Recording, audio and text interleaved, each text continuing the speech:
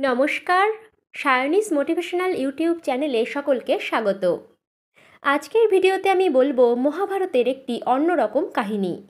ভীমের প্রথমা পত্নী রাক্ষসী হিড়িম্বা এবং দ্রৌপদীর মধ্যে একবার ভীষণ ঝগড়া লেগে যায়। সামান্য কারণে সেই ঝগড়ার সূত্রপাত হলেও কলহ চলাকালীন দুজন দুজনকে সাংঘাতিক অভিশাপ দিয়ে বসেন। কী ছিল সেই সাংঘাতিক অভিশাপ? কেনই বা ঝগড়া হয়েছিল দুই সতীনের মধ্যে? এই অভিশাপের পরিণামই বা কী হয়েছিল? এই সমস্ত প্রশ্নের উত্তর থাকছে আজকের ভিডিওতে। সুতরাং আজকের ভিডিওটি হতে চলেছে খুবই ইন্টারেস্টিং, তাই সম্পূর্ণ ঘটনা জানতে ভিডিওটি শেষ পর্যন্ত দেখুন। তাহলে চলুন শুরু করা যাক।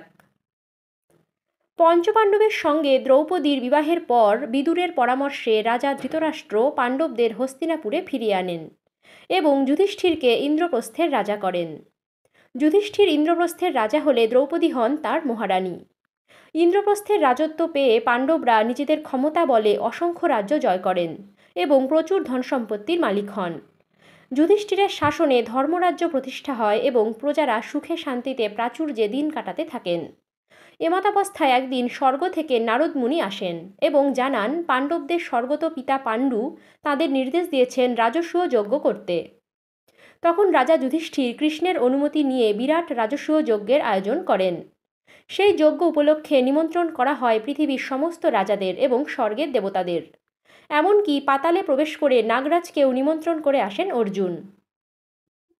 প্রচণ্ড আড়ম্বরপূর্ণ সেই বিরাট রাজসূয় যজ্ঞের নিমন্ত্রণ পেয়েই পুত্র ঘটোৎকচকে সঙ্গে নিয়ে রাজপ্রাসাদে আসেন ভীমের প্রথমা পত্নী হিড়িম্বা। তাঁদের আসার সংবাদ শুনে যুধিষ্ঠির সহদেবকে আজ্ঞা দিলেন হিড়িম্বাকে অন্তঃপুরে নিয়ে যেতে। অন্তঃপুরে গিয়ে হিড়িম্বা শাশুড়ি কুন্তী দেবীর চরণে প্রণাম করলেন এবং কুন্তী তাকে বসতে বললেন। দ্রৌপদী সুভদ্রা সহ অন্যান্য রমণীরা যেখানে বসেছিলেন হিড়িম্বা গিয়ে তাদের মাঝখানে বসলেন। হিড়িম্বার রূপে চারিদিক আলোকিত হয়ে উঠল। সবার মধ্যে গিয়ে বসলেও হিড়িম্বা অহংকারবশত দ্রৌপদীকে কোনো রকম সম্ভাষণ করলেন না। এতে দ্রৌপদী খুব রেগে গেলেন। রেগে গিয়ে হিড়িম্বাকে অপমানজনক কথা বলতে লাগলেন। দ্রৌপদী বললেন, খল ব্যক্তির প্রকৃতি কখনো পরিবর্তন হয় না। যার যা স্বভাব তা নিজে থেকেই প্রকাশ পায়। ভাতৃহন্তা জনকে কেউ দু চোখে দেখতে পারে না, অথচ নিজের ভাইয়ের হত্যাকারী ভীমকে বিবাহ করেছে হিড়িম্বা। আবার যার আহার বিহার আচার আচরণের কোনো ঠিক ঠিকানা নেই, ইচ্ছে মতো যেখানে সেখানে ঘুরে বেড়ায় যে, সে কিনা সবার মাঝে এসে বসল কুলবধূ সেজে। নিজের মর্যাদা বজায় রেখে হিড়িম্বা যেন উঠে গিয়ে নিজের যোগ্যস্থানে বসে। দ্রৌপদীর মুখে এহেন অপমানজনক কথা শুনে হিড়িম্বা একেবারে জ্বলে ওঠেন। রাগে দুচক্ষু রক্তবর্ণ করে হিড়িম্বা দ্রৌপদীকে বলতে থাকেন, অকারণে পাঞ্চালী করিস অহংকার, পরে নিন্দ নাহি দেখো ছিদ্র আপনার। কুরূপ কুৎসিত লোকে নিন্দে ততক্ষণ, যতক্ষণ দর্পণেতে না দেখে বদন। একথা কারোর অজানা নয় যে দ্রৌপদীর পিতাকে অর্জুন একবার যুদ্ধে হারিয়ে বেঁধে নিয়ে এসেছিলেন গুরু দ্রোণের আদেশে। যে অর্জুনের হাতে এভাবে অপমানিত হয়েছিলেন রাজা দ্রুপদ, তাকেই আবার কন্যাদান করেছেন তিনি। এরপর নিজের সপক্ষে হিড়িম্বা বলেন, তিনি যে ভীমকে পছন্দ করেছেন সেটা দৈবের নির্বন্ধ। তিনি আগে ভীমকে পছন্দ করেছিলেন, তারপরে তার ভাই হিড়িম্বর সাথে ভীমের যুদ্ধ হয় এবং যুদ্ধে বীরের মৃত্যুবরণ করে রাক্ষস হিড়িম্ব। তাই তাতে তার কোনো অপযশ হয়নি। বরং দ্রৌপদীর পিতা যেটা করেছে সেটা কোনো মতেই বীর ধর্ম নয়। এরপরে হিড়িম্বা গর্ব করে বলেন, আমার সপত্নী তুমি, আমি না তোমার। তব বিবাহের আগে বিবাহ হইল মোর। অর্থাৎ দ্রৌপদীর আগেই ভীমের সঙ্গে হিড়িম্বার বিবাহ হয়েছে। কিন্তু হিড়িম্বা প্রথমা পত্নী হলেও দ্রৌপদী হয়েছেন পাটরানী। পাটরানী হয়ে একাই রাজ্যভোগ করছেন দ্রৌপদী, অথচ একদিন হিড়িম্বাকে অন্তঃপুরে দেখে অমনি রাগ হয়ে গেল তাঁর। কুন্তী ঠাকুরানীর 5 পুত্রের মোট 9 জন বধূ, অথচ দ্রৌপদী একাই যা ঐশ্বর্য ভোগ করেন, বাকি 8 জন মিলেও তার অর্ধেকও ভোগ করতে পারেন না। আর তাছাড়া দ্রৌপদী কোন মুখে হিড়িম্বার চরিত্র নিয়ে প্রশ্ন তোলে? কি করে বলতে পারে যে তার আচার আচরণের ঠিক নেই? হিড়িম্বা তার বীর পুত্র ঘটোৎকচের আশ্রয়ে থাকে। পুত্রের আশ্রয়ে থাকা কখনো নিন্দনীয় নয়, বরং গর্বের। মহাবীর ঘটোৎকচ তার মামার রাজ্যের বর্তমান অধীশ্বর।